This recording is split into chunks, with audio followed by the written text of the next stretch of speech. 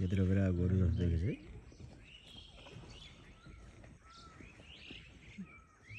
नाकको पाल हेर कस्तो कदर त्यसैको त धरर बजाउने ना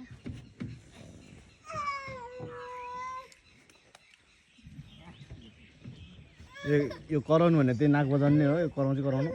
नाक बजाउने हो जुधे बेलामा कराउँछ त्यसरी फोन च्यात्ते गरेर उतापट्टिको मुडीमा च्यात्ते है बढी पल्लोपट्टिको त्यस्तोमा मैले गणनाको बारेमा धेरै जोडिसकेपछि केही प्रश्न चाहिँ गर्न सक्नुहुन्छ है यो बच्चा भएर त्यो